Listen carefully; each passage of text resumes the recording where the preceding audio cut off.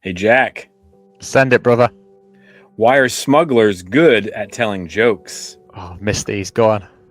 It's all in the delivery. God, you need to work on your delivery. Oh my God. No!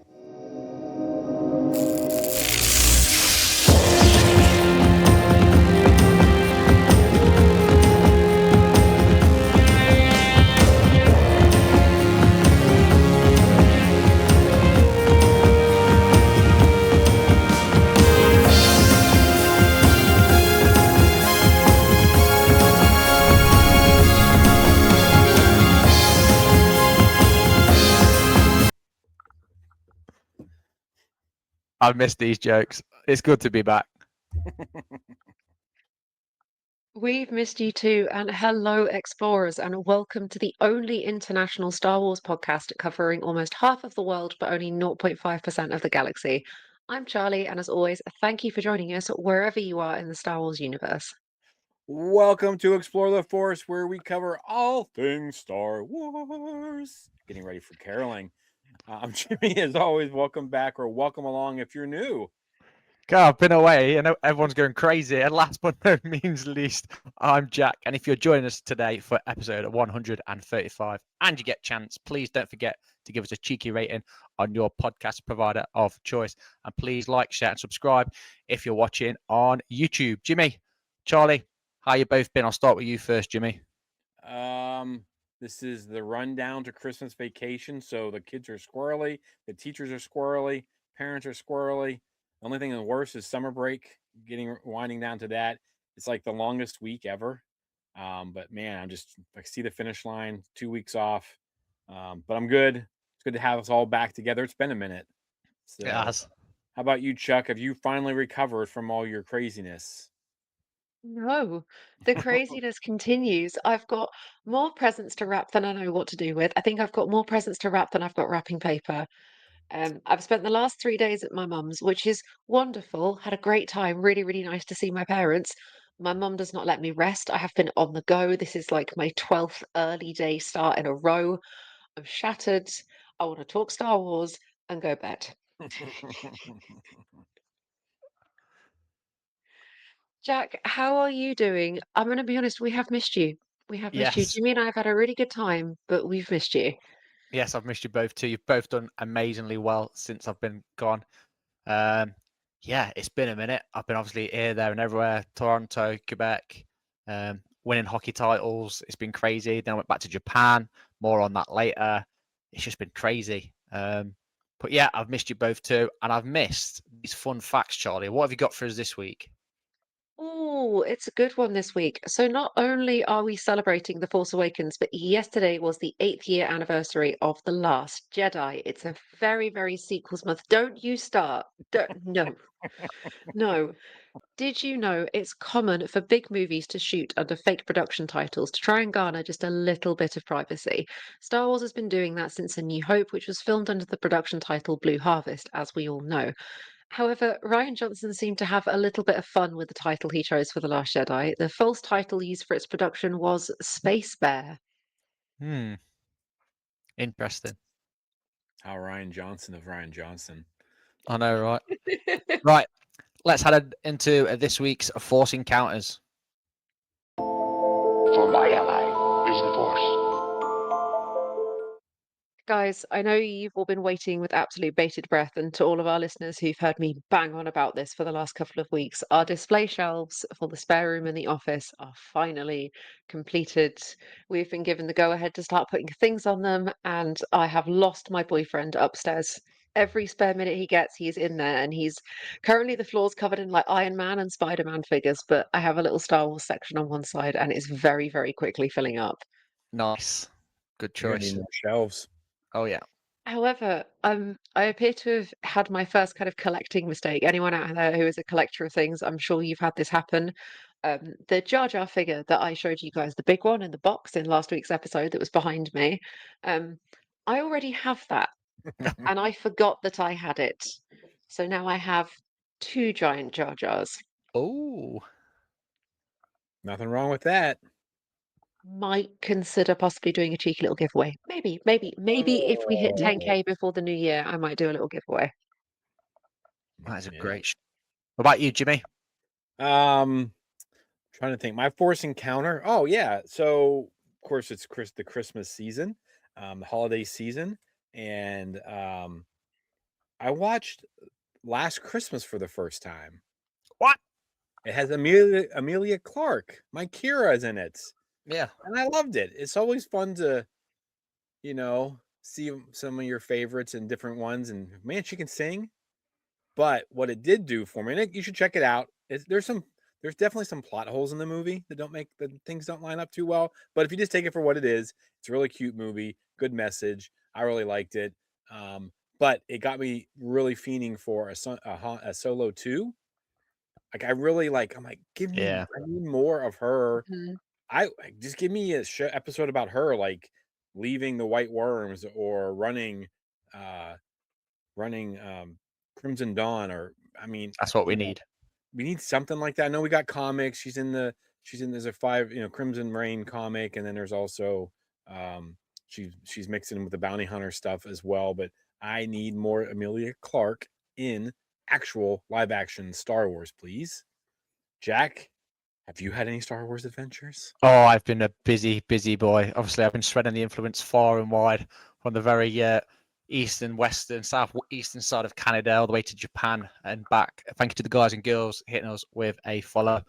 I bumped into Crazy Stupid Love, the film on the aeroplane, purely because it had Ryan Gosling in. So I was watching that against same thing. I'm really looking forward to Starfighter and obviously this year, and I keep forgetting that we had Celebration in Japan, and Yeah, seems you like can still ages tell ago, doesn't it? they're still celebrating Star Wars hard over there. And I managed to pick up something I didn't get my hands on in Japan, is a Star Wars Micro Galaxy Squadron pod racing set. Oh, that's sweet. This is not going to stay in the Whoa. box. I'm going to have a little pod racer track on the go. I've got some Bulba and everything. And yeah, absolutely buzzing with this. I managed to find it in one of the stores. They had all the sideshow collectibles in there as well. Homo sapien store, I think it was called. Yeah, they're still very much celebrating Star Wars over in Japan. So yeah, that's where I've been and what I've been doing. Okay. Speaking of what's been doing and what's been happening, let's go into this week's news.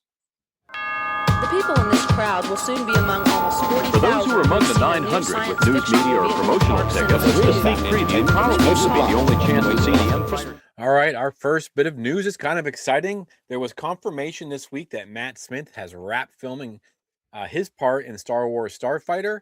Yes, the actor known for his roles in Game of Thrones and Doctor Who appeared on this morning with a very strange haircut and confirmed that he had wrapped filming Star Wars. He also says he thinks the film's got legs. Hopefully he means it's looking good and it's not running off. It's a good one, isn't it? It's a good one. To never be seen again. At least we know we're getting this one. A lot of Yeah. Star Wars shows have had legs and just disappeared on us. Like Oh, Ryan yeah. Johnson, the sequel trilogy. But anyways, so did you guys seen his hair? I didn't really think it looked that I mean, he's known for having great hair, so it's Yeah. got to be Yeah. difficult for him not to have any right now. He looks like he's like doing a tour in the military or something. I'm glad, Yeah, it I'm was glad this you said strange that. kind of like shaved head and then this like mohawk with a pointy bit at the front. And I think he said in a very British way, he said, "That's what I've got this daft haircut for, Starfighter. Yeah. I've just finished filming," which is so Matt Smith. Yeah, he was really down to earth with it. And like you said there, Jimmy, I noticed it straight away. That's the military grade haircut. So we sort of do know he's going to be playing some form of officer rather than like a Sith Lord Mhm. or whatever. So I think that Yeah. sort of unofficially confirms it, if you like. Little things like that, obviously, would notice. Yeah, it's weird. Yeah, I mean, that's kind of what I thought when I saw him. I thought maybe a wig, I don't know, to hide it, but they're so good with wigs, he wouldn't have needed to cut all of his hair off. So he does look bizarre though, because he Yeah. does have great hair typically. So it'll be good though, because it'll kind of take us out of, oh, that's Matt Smith, that's Doctor Who, that's so and so Yeah. from Game of Thrones. You know what I mean? Like it's good that his appearance will at least be different in some ways, I think, because I mean, he's a lot of big name actors in this film coming up, but I didn't think he looked too terrible. Nah, and I think that's an important part as well, because you don't really looking at the character thinking that is Matt Smith. Perfect example of this for me personally is Daniel Radcliffe. Every time I see him in whatever film, I'm waiting for a spell or whatever to be cast, because he's always Harry Potter to me. Fair enough. Well, Christmas is right around the corner, and guys, I feel like this came out of nowhere. Obviously, I knew the Game Awards were happening, but I still wasn't expecting this. We have been gifted with the early news of not one, but two brand new Star Wars games. We had two amazing trailers shown to us at the Game Awards. The first one is entitled Star Wars: Fate of the Old Republic. Now, Jimmy and I talked last week about there were lots of rumors flying around that there's going to be a Knights of the Old Republic adjacent game announced at the Game Awards. And I do believe it's time for me to eat my words because I think I said, no, that's ridiculous. I won't do anything like that. Lo and behold, not much was revealed during the trailer, but it had fans extremely excited as it's revealed to be another single campaign and directed by Casey Hudson, famous for his Mass Effect series and the original Knights of the Old Republic. Oh, this is where it gets a little bit messy, though. All of that sounds so exciting. It's being done by a brand new studio called Argonaut Studios, and I don't know what that means. Could it mean the game is a while away? Because there was some stuff online about this not coming out until like 2030 because it's a Yeah. brand new game and a brand new studio. I do believe one of the developers stepped in and said, like, I'm not getting any younger. That's ridiculous. Oh, it's Casey Hudson who said that. He Yeah. goes, it'll Yeah. be, and he said it's like 1,462 days or something, which I didn't calculate. I should have. I think it's like 5 years or something. I don't know, but yeah, brand new studio. I think this will be the first thing that they produce. I'm super excited with the guy's background, this Casey Hudson's background. Oh yeah. hmm I mean, KOTOR, which I have only played a little bit of because it just the animate like the style of it just doesn't work for me, and it's so slow. And I think maybe part of it was because it was on my iPad and it wasn't great. But I have played Mass Effect all three, and I loved the stories in Yeah. those and open world stuff. So this is exciting. He quickly came to bat saying, "No, it's not going to take." It's just people wanting to bring Star Wars. Oh, it's going to take. I'm like, hmm chill. But yeah. So that's pretty exciting. I'm this this is exciting because it's going to pull people like myself who, I mean, I'm pretty sure I'm a pretty big Star Wars fan. I don't know, but I don't know a lot about the Old Republic. So like, I'm super excited for this. Yeah. This is exciting. It is. I love the Old Republic. Now, stick with what we've just said there. Argonaut Studios is a brand new studio because the next bit of game news we received is about Star Wars Galactic Racer. Again, we had another amazing trailer showing off, so hopefully not all the vehicles, just some of the vehicles, and a cheeky cameo by everyone's favorite sleazo, Sir Bulba. Now, take notes, people, because this is the debut game from a new studio that was formed in 2023 called Fuse Games. So again, just take note to the previous news we gave you. Argonaut Studios is a brand new studio.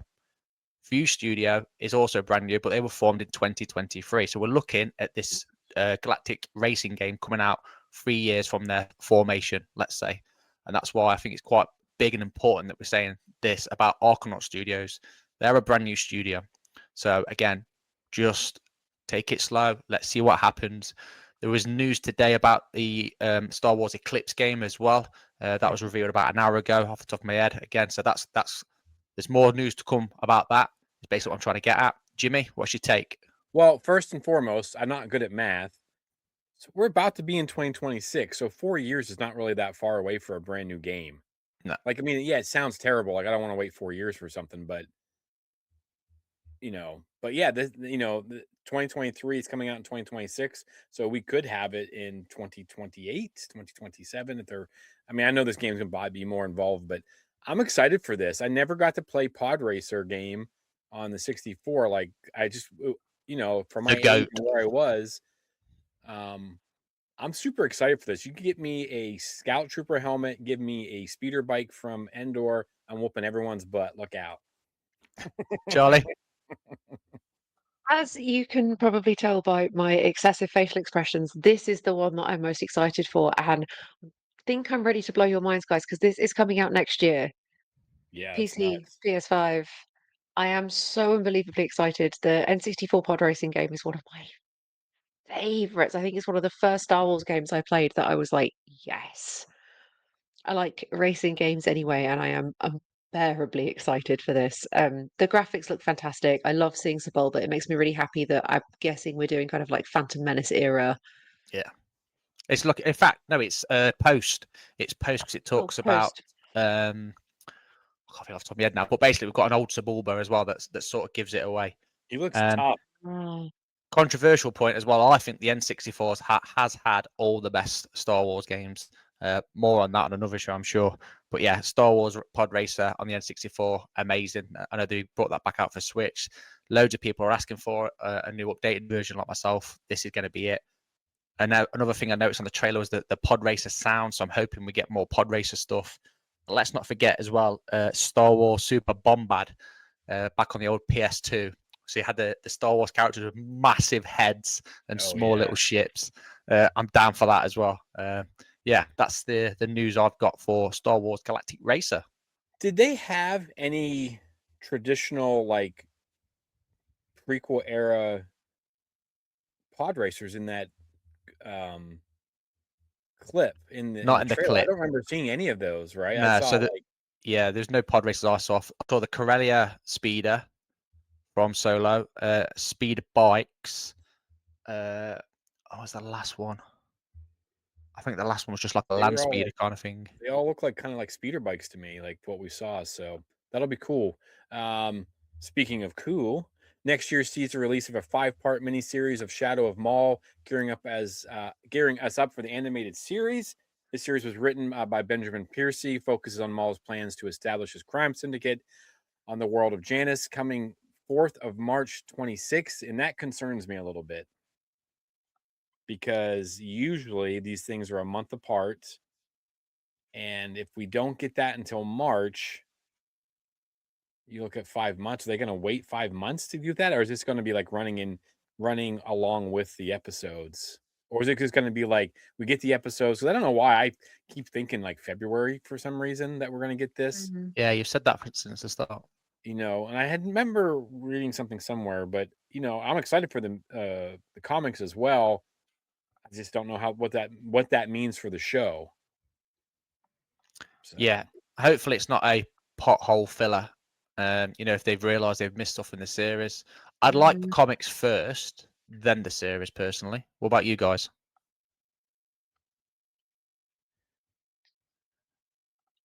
I have to agree. I think I'm one to prefer the comics before the show, but also I'm kind of in the mindset of any Star Wars content is good Star Wars content. Like it's been quite dry and barren for the last couple of years. I'd like something.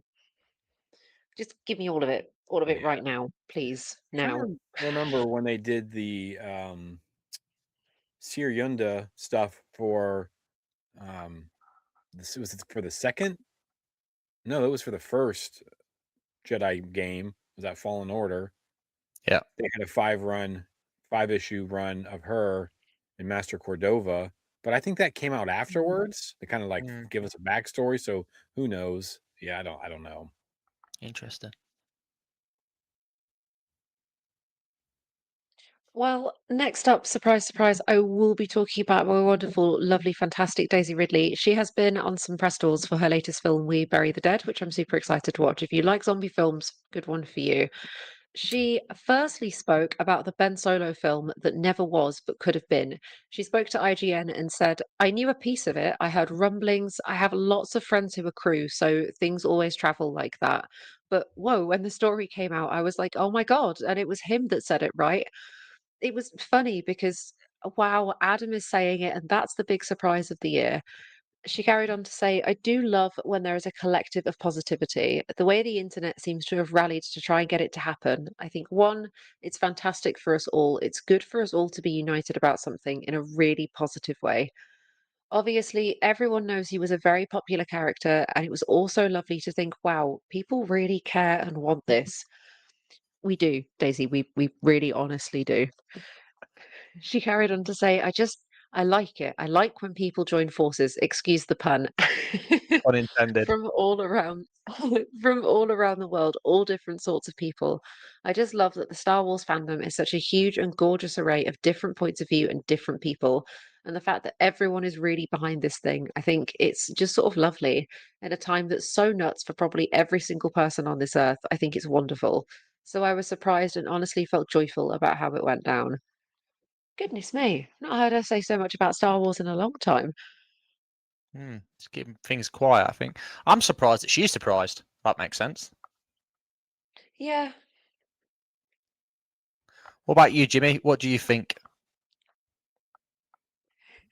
All the backlash to her films, I'm not surprised that she's not surprised. Like, she hasn't had the most positive experience as far as people loving her films. So it is bonkers to me, though. I know Charlie and I talked to this multiple times, but I haven't seen anybody this bit of news bringing the Star Wars fandom together the way it did was crazy to me. Hmm. Like, it just blows my mind. But yeah, maybe this gets her excited for coming back, and maybe she puts a little bit more pressure on, like, hey, let's get this going. Yeah. Well, she said in a couple of other interviews over these last few days, I think somebody asked her, is the Ray movie going to start filming soon? And she just smiled and said, perhaps. And when she was asked about whether it's like coming soon or not, or whether it's finished being written, I think she talks a little bit about how it's really important to her that they've taken their time with it, and that it, that's kind of essential to her, and part of why she chose to come back to the project, because they've really taken their time to work on it. So her saying perhaps and smiling is classic NDA talk, if you ask me. Yeah. So something feels like it's happening. I don't know. Maybe I'm just wishful thinking. Yeah, who knows? We know what is happening. I know it's Christmas, and there's a ton of Star Wars merchandise out there from Roosevelt Vaults, of course. We've got vintage collectibles coming, as well as watches from other brands.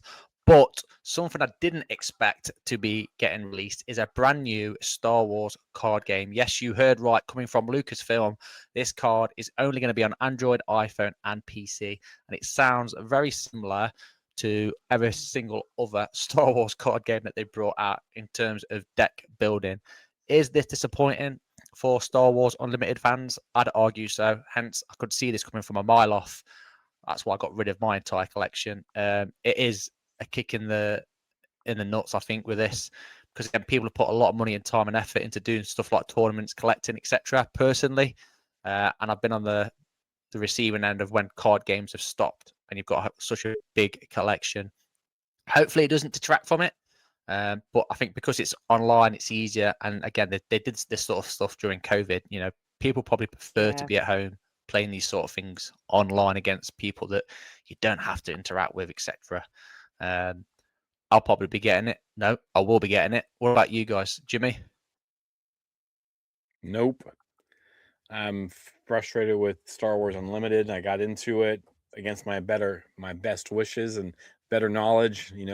I knew not to. I just feel like this just says like that game's dead. I think that game's dead anyways, though. It just didn't Mm, catch on. I just don't think I know they trying to like tap into that magic, Yeah, the gathering, but magic and what Lorcana, I just don't think they can break into that. no, no, So totally agree. I don't Charlie? think I'll be doing this. Um, I was working in like a card shop when Star Wars Unlimited came out, and there was such a big hype for it. I struggled to get on board with it. I'm not terribly good. Like my experience of TCGs is Yu-Gi-Oh, and that's sort of it. Like I know how to play a basic game of Yu-Gi-Oh. That's it. Pokemon, Magic the Gathering, all of that's quite unknown to me. And when I tried to learn how to play Star Wars Unlimited, I found it really, really difficult. I just like collecting the cards. Like I have a shiny Ray card in the back of my phone at the moment. That's it. I like them for that, and that's it. Um, but I will probably be downloading this because I really enjoyed the online Pokemon TCG game on your phone where you open up the packs and build the decks, and that was really Yeah, fun. So I'll give this a go, but it does make me sad for Star Wars Unlimited because even though it has a small fan base, it has a very like passionate and committed fan base, and yeah. TCG builds like really good community, and it'll make me sad if that starts kind of breaking apart and dismantling. Yeah, yeah, no, totally agree. Right, let's pick up those Christmas spirits and head into this week's main show.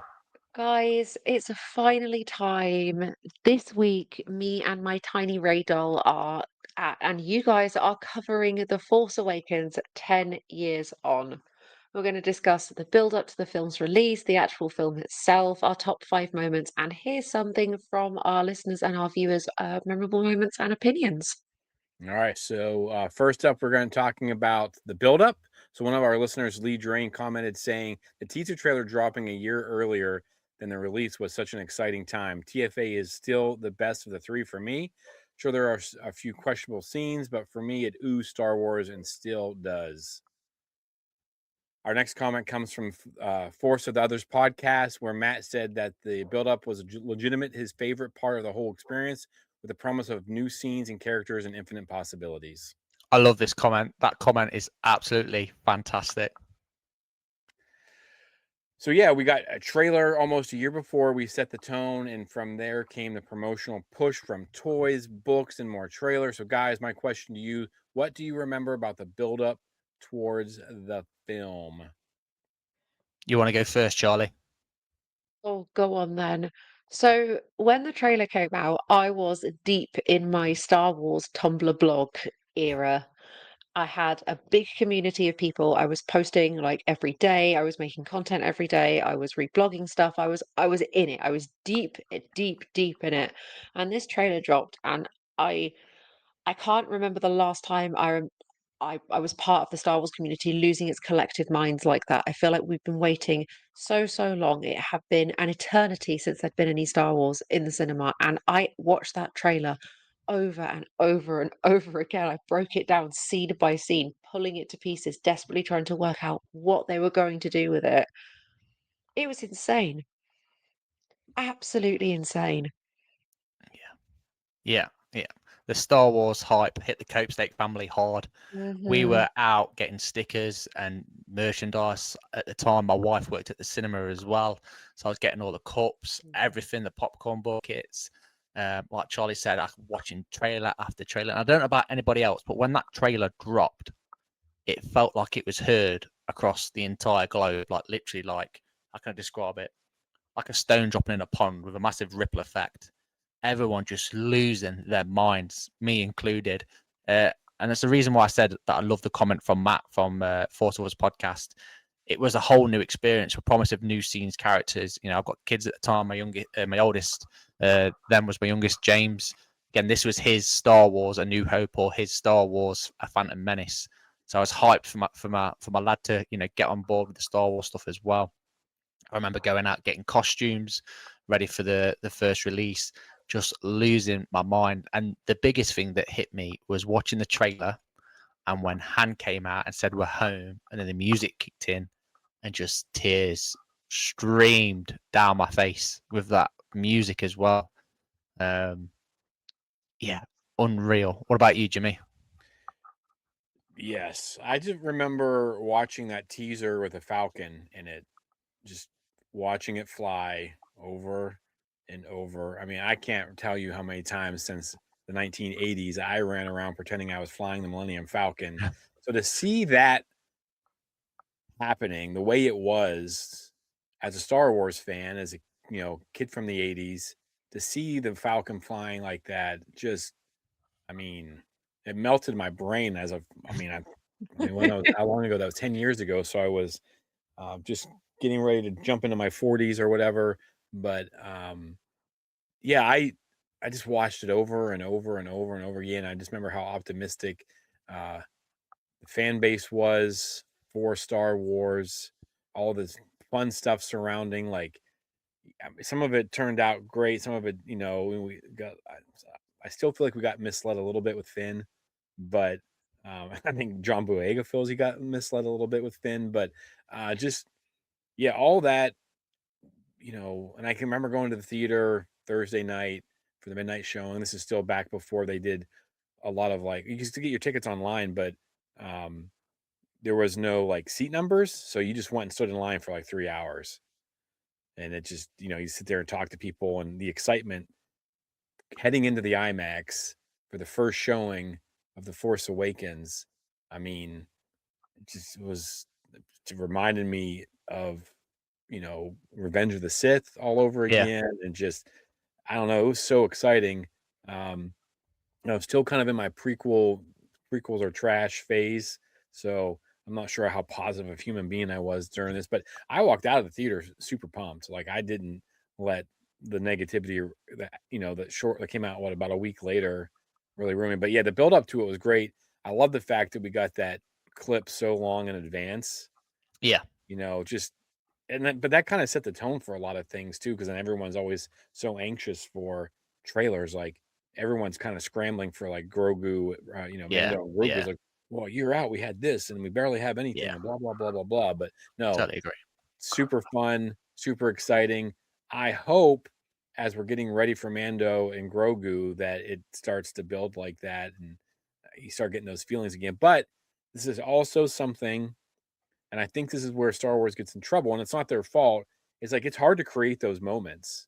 It's Yeah. hard to create, if you'd have told me that a movie, that Ben Solo movie was going to make everyone fired up, like I've been like, no, people will be like, yeah, screw that. You know what I mean? Like, but that really pulled people's attention. So to create that environment the way they did for The Force Awakens, I mean, it's one of those things like outside of the original Star Wars, I don't know how they're able to do it again. So, yeah, super exciting. The fact that we're getting Han back, all the speculation, like it's crazy. Yeah. And I learned to speculate responsibly because I was way off. Such is the way with Star Wars. I like you've already alluded to as well. Like the build up was just everywhere, literally everywhere. News channels. I remember sitting there watching the morning news, watching premieres happening, thinking, "Oh gosh, I'd love to be there." Talking to some of my friends from the 501st. It was crazy. It was literally in everything, and I absolutely loved that. And the only time I remember it being like that for any other film was The Phantom Menace. I don't think there was really a massive promotion push for Attack of the Clones or Revenge of the Sith compared to how The Phantom Menace did it. Force Awakens hit it out of the park. The Last Jedi was a bit quieter. The Rise of Skywalker a lot quieter. But I think out of all the sequels, the build-up wise, The Force Awakens for me personally absolutely nailed it. We are eventually going to talk about our top 5 moments, but just before we do, I'm going to build on again our cinema experience. I know you just mentioned it there, Jimmy. I had quite an interesting one because it was a midnight one. Obviously, I can't remember how old James was at the time. I want to say 10. But I remember 2 guys getting up and leaving halfway through, shouting, "This is trash." Seriously, they got up halfway through, shouted it's trash, and just left. Little did I know the knock-on effect of that. Looking back at it now. But yeah, same as you though, Jimmy. I absolutely loved it. I didn't really know anything to do with the storyline either. I had no clue Solo was going to die, anything like that. Spoiler alert. But yeah, everything hit me exactly where it's supposed to hit me. I do think at the time it is a little bit of a rehash. Well, I say a little bit. It is a bit of a rehash of A New Hope in terms of planet killer Death Star. I get that. But apart from that, personally, I thought it was absolutely fantastic. All the characters were brilliant. And again, hindsight, foresight's brilliant. But at that stage, all the characters I thought were lined up perfectly. Finn, amazing. First time I had a stormtrooper with his helmet off. You've got Poe, a brand new starfighter. You've got a scavenger with absolutely zero information background. Like Matt mentioned again, the possibilities carried on for me into The Last Jedi where they were crushed. But more on that in another episode. Charlie, what was your cinema experience? My cinema experience was super lovely. I also went to a midnight showing. Spookily enough, it's been 10 years on the day that we're recording this episode since my friend Rob brought us tickets to go and see the midnight showing of The Force Awakens. And I remember just being so unbelievably excited. And I've said this before, I feel like an absolute broken record. I think I've said it about 8 times on this show now, and I feel like I need to get it on a t-shirt or something or make it my motto. But I sat down in that cinema and the opening credits hit and the opening fanfare started. And it was like going home. The cinema was packed. Every single seat had somebody in it. It was so quiet you could have heard a pin drop. Every single person was on the absolute edge of their seat waiting for this to start. And I was absolutely enamored. Nobody walked out halfway through. Nobody shouted things at the cinema. Everybody was just in absolute floods of tears or laughing or having the absolute time of their lives. But I always really enjoy after a film when you're leaving with everybody and going out the doors into kind of the corridor of the cinema and you hear people talking about it and their different Yeah. opinions. I love that about the cinema. And every single person that was amazing. It was just like New Hope. It was so good. I really liked Ray. I really liked it. Was so lovely. And I think going back home, opening up my laptop, going on Tumblr and finding that every single other person was equally as excited and delighted by it. It was just the hype just continued for me. I think that's why the hate made no sense because I loved it from the get-go. I saw Yeah, no problems, no issues, and I was also 100% convinced that Ray was a Kenobi. That was fair point. Fair point. What could have been? Yeah. what could have been indeed. I just Um, remember at the IMAX, this my buddy Tim go with me. This is the last time he'll go to the IMAX opening night. It's because of this movie. We're sitting there. We didn't get great seats because it was like first come, first serve. We got kind of pushed over to the side. But these guys were like, if there's not an opening crawl, I'm gonna riot. And he's like, I'm never going to opening night again with these nerds. So I've been there every time, but it was pretty funny. Oh, brilliant. Right. So, with the build up done, it was time to finally watch arguably the most anticipated film ever and the sixth highest grossing film ever as well. Um, Another listener, Stephen Wade, said, I enjoyed it.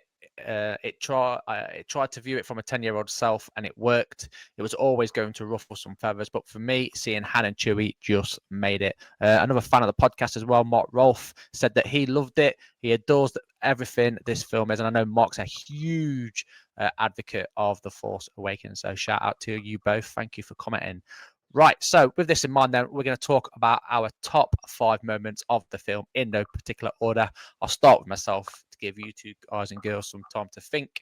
And the first thing I'm going to speak about is Kylo Ren's lightsaber. Just like Darth Maul, seeing that cross-guarded lightsaber in action was unreal, and it was my first official purchase of a lightsaber, a lifelike lightsaber I'd ever done from the Black Series lot as well. I absolutely loved the design. Everything just screamed to me. Anything to do with lightsabers. It's Sith colors as well. Perfect addition. Perfect lightsaber for a perfect character, in my opinion. So the first top moment for me is the big reveal of Ren's lightsaber. Who wants to go next? Go ahead, Chuck. Oh, go on then. Again, even though these are not in any particular order, I would have to say that my first one is probably my top moment. It has to be Rey's face reveal. I love the introduction to her as a character on screen, and we see her kind of scuttling around inside the inside of this is destroyer, and that build up, that kind of tension that they build as she comes out and then she comes down into the sand. And then she gets on her speeder and she pulls her goggles away and pulls her fabric hood down. And I don't know, it just clicked for me. It was just an immediate moment of that's her. There she is. That's who I've been waiting for this whole. I'm not going to cry. I might cry a little bit. Even thinking about it gives me goosebumps and makes me teary.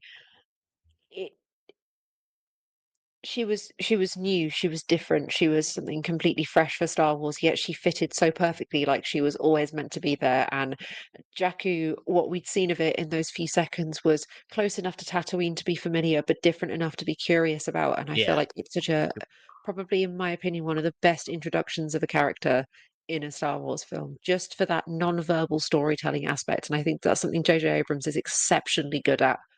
Just that singular scene is such a standout for me, and I know that's literally like 5 minutes into the film. They all That is a count. great scene, though. Just the Oh, what's the word I'm looking for? Just this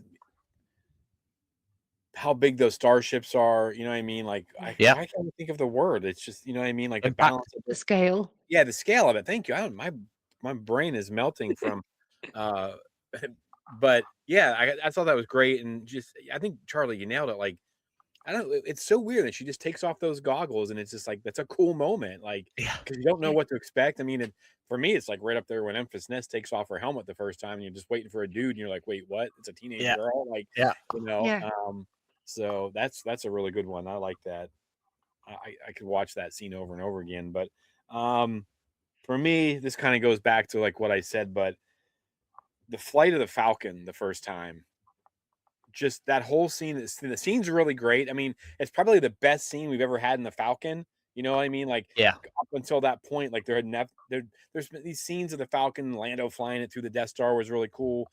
You know, we had all these different things, but we had never seen like the technology, the advancements in technology and stuff to get to see her flying through it. I know people are like, "Oh, how does she know how to do it?" Whatever. Who cares, right? Yeah. In the book, in the Shadows of the Sith, it talks about her mom having that ability as well, and just the Falcon flying and just skirting the sand and flying inside the ship. I mean, I watched that over and over and over again. I made a clip of it and I watched that 100. It took Yeah. me probably an extra 30 minutes because I just kept watching it over. It was really hard for me to cut parts When out, but that is probably my absolute favorite scene. Just the cinematography in this movie alone, just Yeah. because they're capable of doing it, gorgeous. So yeah, that's probably gonna be my first one and probably my favorite.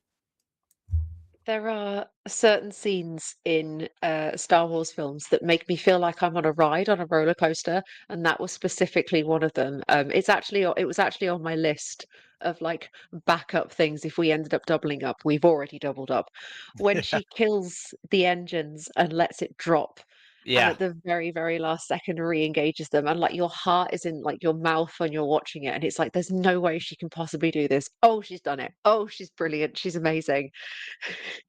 You have BB-8 back there shooting off his little things and I'm like getting holding so himself. excited. Stop. Yeah, absolutely class. Next one for me, again, a huge one. Kylo Ren involved is stopping that bolt when he gets shot at and he Oh, holds it with the force. That was a wow moment, and even more of a wow moment as well when he let it rip. I thought that's a massive thing. Again, it's that first introduction really of Kylo Ren, because that's where we sort of get the scale or the feel of his power and his presence. Again, Adam Driver absolutely pulled it off. You've spoken about it already, Jim. The Mm, cinematography, just the scene itself, everything's set perfectly. The way he comes down from his shuttle, etc., perfect. music. And yeah, that's really our first impression of Kylo Ren. I don't think we've seen anything like that on screen Mm. up until that point. So yeah, Kylo Ren stopping that blaster bolt, his first introduction. The scene was set. This is someone you don't want to mess with. Who's going next? you can. Me. Ah, thanks. Next up for me would have to be this. Again, this is another one of those scenes I could watch for hours and hours on end. It has to be when when when Finn arrives at the rebel base and Poe realizes that he's still alive, and they run to each other, and Finn is wearing Poe's jacket, and they're Yeah, yeah. talking, and it's the lip bite. I'm sorry, it's the iconic Poe Dameron lip bite that he does in response to "It looks good on you," and I don't know what possessed Oscar Isaac to make that as a choice, but I need you to understand the cultural impact that that had on particularly the female side of the Star Wars community. It spawned an entire ship of Finn Poe. It spawned thousands of fan fictions, fan art, stories. The actors talking about how it was a legitimate kind of connection between the two of them and the two characters. It changed the landscape of The Force Awakens as we knew it. And it's so funny and it makes me laugh every single time. And it's such a genuinely precious and lovely moment in the midst of like shock and terror and peril of Star Wars films. It just, yeah, so good. So, so memorable for me. There's a lot of Poe Dameron for me. He's so kind of quippy, and his one-liners, again, something J.J. Abrams is very, very good at, is these quippy, kind of sharp one-liners. If you guys have seen Lost and like the character Sawyer, you'll understand what Yeah, I'm saying. Yeah, oh yeah. Then he pats BB-8's belly like he's a puppy dog. yeah. Best ever. Thank you, Jimmy. Thank you. That can be my 2.5. Petting BB-8 like a doggy. I To don't be know why. fair, I'm always like, I don't know if I like that. I love it and I hate it all at the same time. It's so weird for me. Like I'm just like, what's happening right now? But I love it because I love droids and dogs. But it just, I don't know. It's pretty funny. Um, yeah, it's tough to decide. I think I'm probably stealing this one from Charlie, but I'm going to take it anyways because the lightsaber scene at the end of the movie where he's reaching for the saber and yes. the Skywalker saber flies by him and it lands in Rey's hands and then she turns that thing on. I think I got goosebumps just talking about it. But just again, and it comes down to like just what they were capable of doing. But it wasn't some of the prequelist in me coming out, but they didn't do that kind of stuff in the prequels. Like, and if they did it, it looked new and it looked fake. And then they do it in this movie and it looks phenomenal. And she lights that thing up and the blue light on the snow. Like, we'd never really gotten.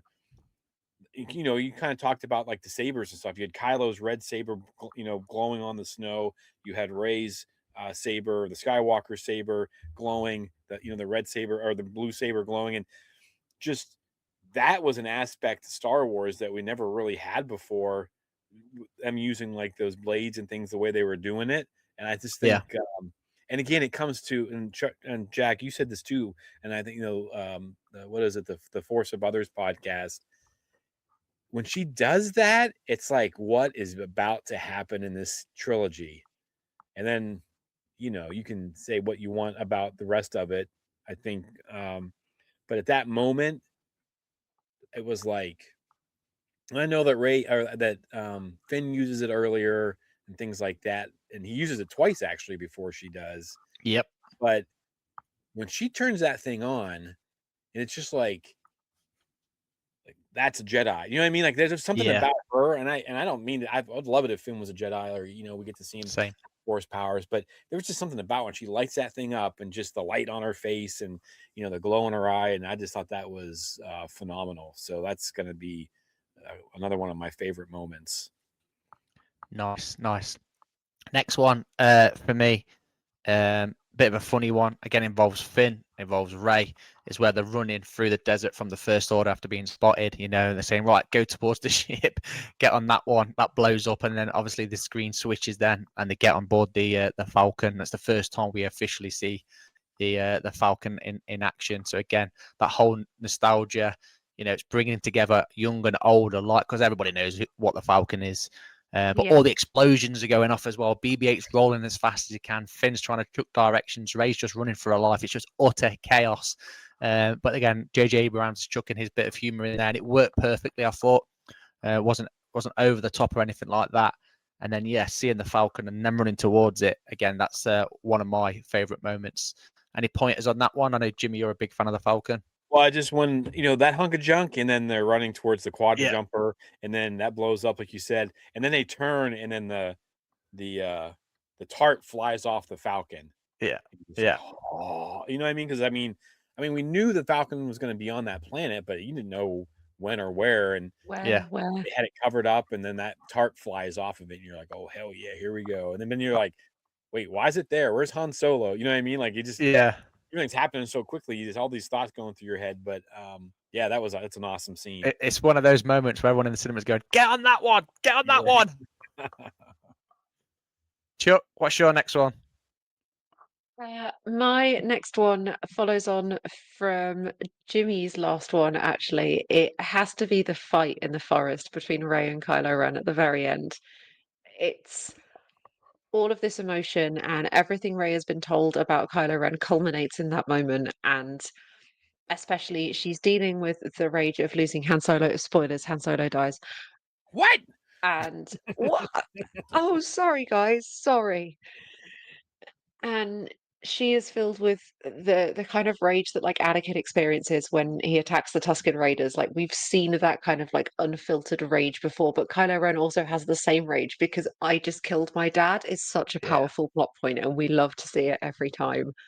And I find it insane that people haters of The Force Awakens spend a lot of time saying that Rey shouldn't know how to hold a lightsaber, she shouldn't know how to pick it up or swing it around. She doesn't. If you watch the way she fights, it is the most chaotic, disorganized, unspecified way of fighting. She's thrusting and swinging and all over the place, but that's why she's able to beat Kylo Ren, because she is unpredictable. Everything he thinks he knows, everything he's ever been taught, every formal piece of lightsaber training goes out the window because he does not know what she's going to do next, because even she doesn't know. She's only just discovered her connection to the Force. Like it. Top shout that, Charlie. I like that. That's a good one. Thank you. That is absolutely one of my favorites. And if you watch it on an OLED telly, you get the blue and the red, and it's really cool. That's awesome. It kind of ties in with how like the Rise of Skywalker finishes when she closes her eyes and she focuses, because he gets her up Mhm. against that and she just kind of closes and focuses, and it lets you know like she's not to be messed with either. Like she's going to be a powerful Mm. Jedi. Nobody Yeah. can handle that. But I mean, Luke was a powerful Jedi out of the middle of nowhere. Like he didn't train that much.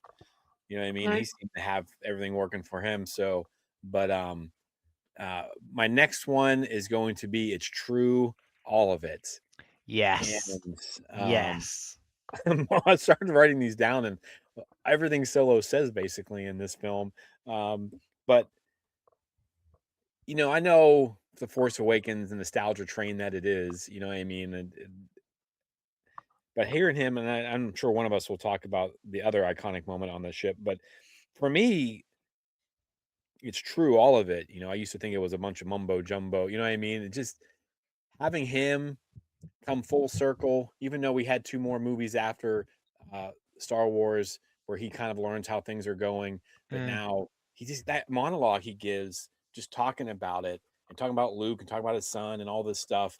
Um, I don't. It just it's it's so cool, and it sets a tone. It sets the movie, and I also think sometimes people underestimate how good of an actor Harrison Ford is. There's a reason Yeah. that he has had such a great career. I mean, out of all the Star Wars people from the original trilogy, he's the one who's been in the most outside 100%. Star Wars, and he is such a great actor. And he delivers some of those lines, and his delivery, the impact, the music. Talking about how he's come full circle. It's like a Mm. big moment for his character. You Yeah. know, Yeah. and I just think that I know people love that scene, but I think some people sometimes they don't realize how like impactful that is. If you think about Star Wars: A New Hope, 1977, the conversation he has with Obi-Wan Kenobi, and Yeah. then you know, and then how many years later this is, and he's having that conversation, and he's now Obi-Wan Kenobi Yeah. talking Yeah. to the kids, and it's just, oh, I love it. I just think it was a great scene, and well done by Abrams and the right. I think was it Kasdan was part of that as well. So and I don't know, you don't know how much of it Michael Art wrote either, but whoever wrote those lines and that little bit of storytelling, hats off. Yeah, that's a good point as well. Like you mentioned, there, he's gone from a very full skeptic, non-believer to a yeah, no, it is true. Yeah, great shout. My fourth one is going to be a sort of 3-in-1. It's going to be Maz Kanata's castle. Seeing that with all the banners, and again, this is on a personal note. We've got banners in the 501st that mean certain things. But the guys and girls over at Lucasfilm put some of those banners in the film They did. for a subtle nod to everyone in the 501st that's doing amazing charity work. So I absolutely buzzed off that. I thought it was absolutely amazing. Nice little touch there. Obviously, on the back of that, then we get Poe coming in, reinforcements, getting that feeling like you did in Avengers Endgame with the reinforcements. Absolutely. Again, edge of the seat stuff. Great acting, CGI there, like you mentioned, Jimmy. We're seeing what we can do nowadays with that sort of thing. And last but not least, the traitor. Absolutely epic. Yes. Absolutely epic. Seeing Finn with a lightsaber, getting his butt whooped, let's say, thought it was fantastic. I love the kind of visual richness of those scenes, particularly. I really enjoy, even down to like the food that Ray's eating feels really special to me because this poor girl's had like portion bread for the last 19 years of her life. And now Yeah. she's got all of these really interesting fruits and vegetables, and there's all of these strange aliens that she's probably never seen before. And that's why, like, Han's like, under no circumstances, do not stare. Do Yeah. not stare. I love when Maz climbs over the table and takes her glasses off to look at Finn. Like, Yeah. amazing. So, so funny. Lupita Nyong'o is a fantastic in that role. She's so, so funny.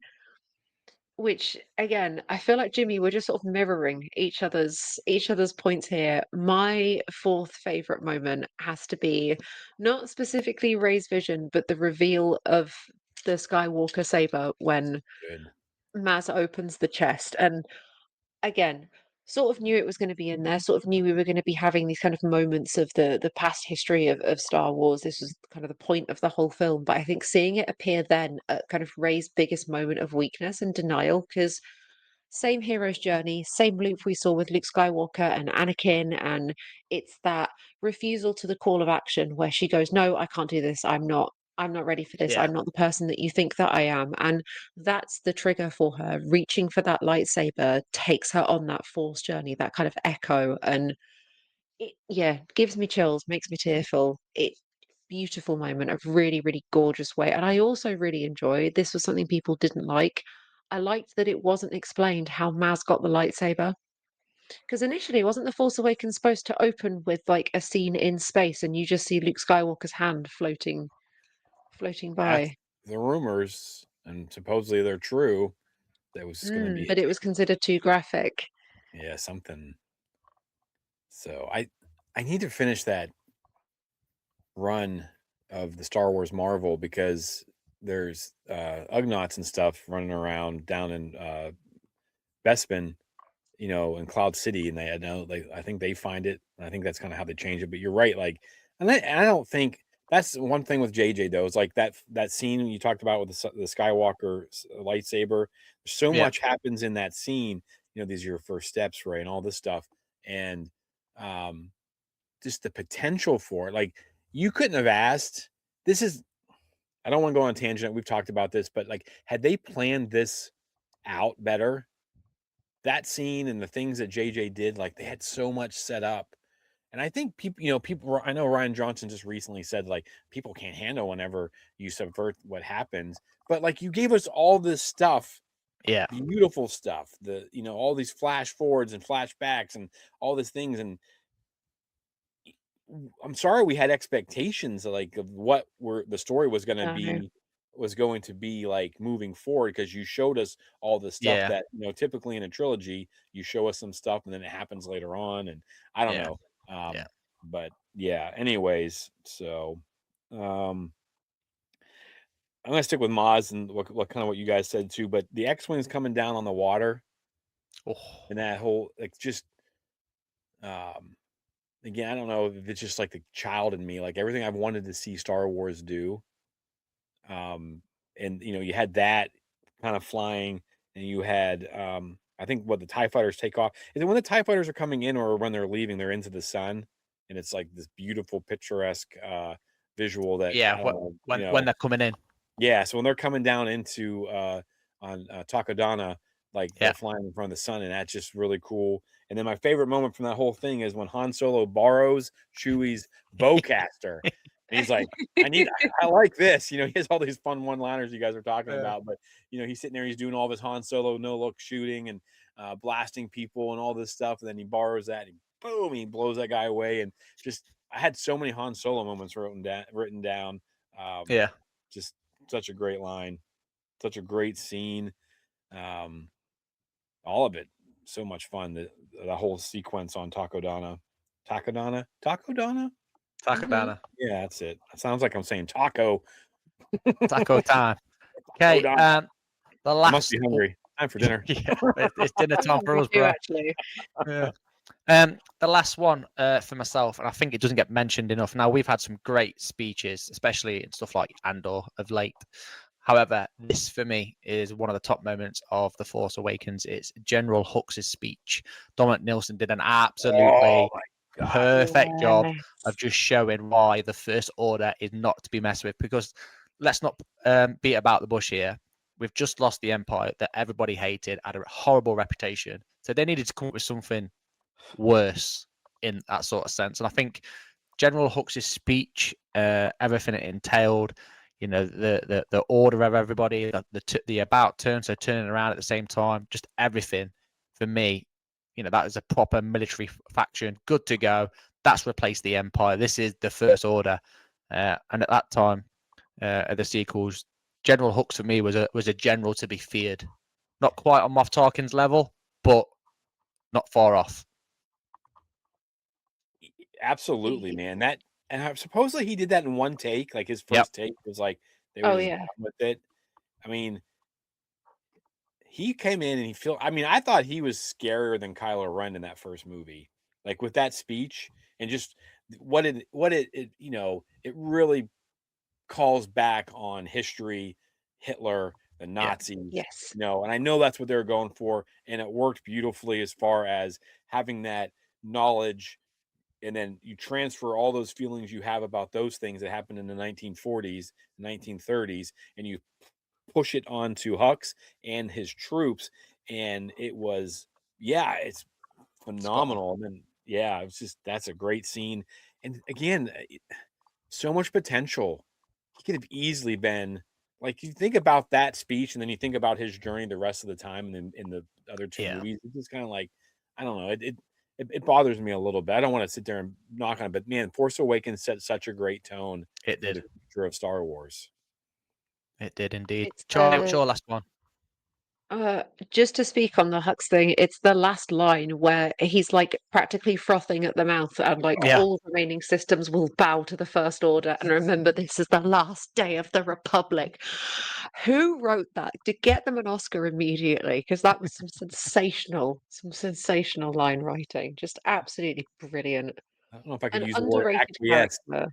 when I was angry. I Yes. can barely say it when I'm like thinking Ooh, about it, like the acquiesce, the way he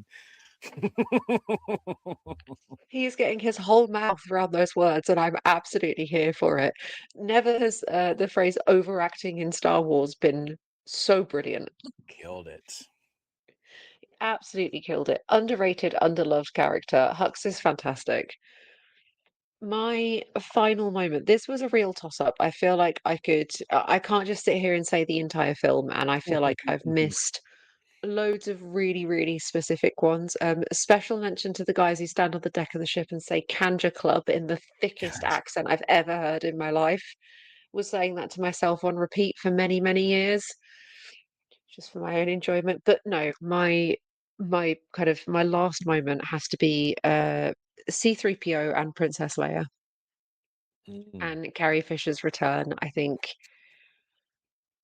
again, I was expecting it. I was anticipating it because obviously we were going to get the big three, big four back again, and but I still wasn't expecting it to be like that, and I was saddened to see the again one of those sort of really quick storytelling things. If you realize within a very few like quick moments that Han and Leia aren't together anymore, and there was something about that that was just so devastating, and you're trying to process that and understand that whilst indulging in this really lovely reunion with her and Chewie, and it just ow. Wow, JJ Abrams, do you mind? That was so painful, but so beautiful. And to hear Leia's music again, I know I wasn't. I heard a lot of sniffling in the cinema at that point. I think everybody was a bit oh, teary. it hits hard. It hits hard. Jimmy? definitely. It All does. right. My last two is a twofer from Han Solo. They're both kind of funny, and it just kind of works. And Han Solo is Han Solo. But first, we have them in the Rebel base, and they try to like overwhelm us with the size of Starkiller base. And then he goes, "So it's big. How do you blow this thing up?" And so that Yeah, was yeah. so much fun. And then when they finally get on to Ilum, which we were told it was Ilum later on, and um, Finn goes, we'll just use the Force or something. And he's like, that's not how the Force works. And it just, grumpy Han Solo comes out, and it just, and there's so many Han Solo lines and moments in this movie. What a great way to end his career as a star. And I Yes. know it doesn't end because he comes back and has this amazing, uh, hit in The Rise of Skywalker. But I just, for a character, he wanted to do this. He wanted to go out like, the way he wanted to go out. I mean, it Yeah. famously Mm. talked about wanting to be sacrificed for the rebellion in Return of the Jedi. To get to do that, but then still delivering all these one-liners and still being that Han Solo that we know and love. I know there's more impactful scenes and things like that, but just his delivery, there'll just never be another Han Solo. You know what I mean? Like No, this, no matter how hard you try, you're never going to replace that character in Star Wars. So Yeah. Yeah. for me, everything we talked about, just all of his lines, Chewie, we're home, and all of that stuff. It was so good. It made the movie a lot of fun. Yeah. Awesome. Right. What an amazing top 5 moments from everybody. And let's just wrap this last bit up then with thoughts and feelings going forward from the film.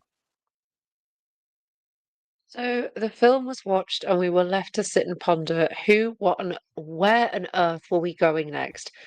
Jamie Richards, love you, Jamie, said, "Time has not been kind, and Disney Lucasfilm made some questionable executive creative decisions in hindsight."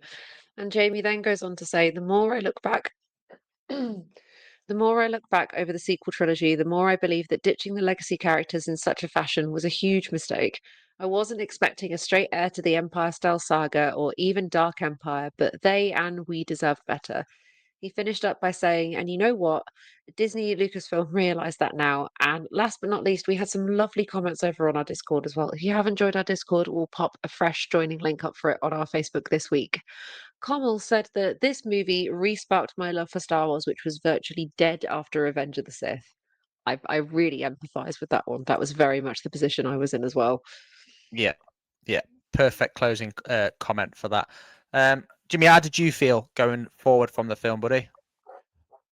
There was so much potential. Like I said, I walked out of there. I always gauge it like, how am I feeling when I walk out of the theater? I don't want to hear anyone's reactions. I had Yeah. a big smile on my face. I loved it, and every time I saw it, this movie is really special to me, not just because of Star Wars, because it started that tradition I've talked about numerous times, where Yeah. this was the first movie we took my boys' swim team to. It started the winter break, and kids are asking me, what movie are we going to see? What movie are we going to see? And now those kids, now the coaches of Swim and Dive, are taking their kids. They're going to go see Fire and Ash, Avatar. But Nice. for me, it was just like there was so much potential, and I think Jamie says it well. Like, and I don't want to sit here and bash the rest of the series or anything like that, because there are parts I really enjoy, but JJ set us up with such a fantastic Yeah. characters. I mean, you think about this, you cannot tell me that if JJ has to be like, "Oh, I should have just done the second movie." You know what I mean? Like, I should have just taken this trilogy and ran with it. But yeah, just the potential. Star Wars was back. It was beautiful. The sky was the limit, I've enjoyed most things that have happened. There's only, if you sit there and you make a list of pros and cons, there's very few cons on my Disney Star Wars era, if you will. But Yeah. this was a great way, I think, to really kick off and introduce, like Charlie said, bring in the new with the old. I'm sorry that those people at Jack's showing were not happy, but they probably weren't going to be happy no matter what happened, unless it was just a rehash of the original cast. But yeah, I was loving being a Star Wars fan all over again. Charlie? I mean, if you know me and if you speak to me for 5 minutes about Star Wars, you'll know that it very, very quickly became my all-time favorite Star Wars film. It is one of my ultimate comfort watches when I'm poorly, when I'm tired, when I can't Yeah. sleep, my birthday, just before Christmas. It is whack it on and enjoy it. I know it like the back of my hand. I feel like I really enjoyed gathering my top five because it just meant I got to watch it in my head. Yeah. 10 Yeah. out of 10 experience, would highly recommend. I came out of the theatre in absolute tears and already booking my tickets. I went and saw it again the next night. Mm. And then my friend Rob went and saw it with his family for the third night, but didn't invite me. Rude. Dang it, Rob. Strong effort. I think I I've was seen out, it a few I was times. outraged. I was absolutely obsessed. Absolutely obsessed. I think hope is the word to attach to how everyone was feeling. A lot of people were feeling Yeah. after The Force Awakens. Like you said, like both of you have said, JJ set it up for we don't even know what. The fact that there was so much potential and so much space open to explore. And yeah, like it or hate it, choices and decisions were made with the rest of the films. But The Force Awakens, I do think, is the most flawless out of the three of them, genuinely. And maybe I'm biased, but hey. 100% agree. And I think after this conversation, it's not making me dislike Last Jedi or Rise of Skywalker more, but I'm like, oh, frustrated is the word I'm looking for. I think Yeah. more about the next two. Because again, like Jimmy said, I'm just going to echo your thoughts, mate. Going at the cinema with this, everything's just happened, buzzing. And like Kamal perfectly put there, this was the flame that ignited the fire. This got the flame for every Star Wars fan back. Yeah. But yeah, absolutely awesome. Okay, awesome. Thank you very much for everybody's comments on our social media pages. Please keep them coming, and we'll try and get everyone's comments that we can read out on this show. And if you have any questions or just want your voice heard, then DM us on our socials or send us an email or voice note at exploretheforce@gmail.com. And remember to like this episode, share it with Star Wars friends and family, and to follow us on all our social media platforms. All you have to do is search Explore the Force, all one word. And if you're watching on YouTube, don't forget to like, share, and subscribe. And if you want to show your support and spread the word around by image as well as voice, then head on over to Redbubble. It is nearly Christmas, and if you order now, you can get things in time for Christmas, just about. And search Explore the Force, and you can purchase unique merchandise. And a massive, massive thank you to everyone interacting with us via our social media. You keep this podcast amazing. Absolutely.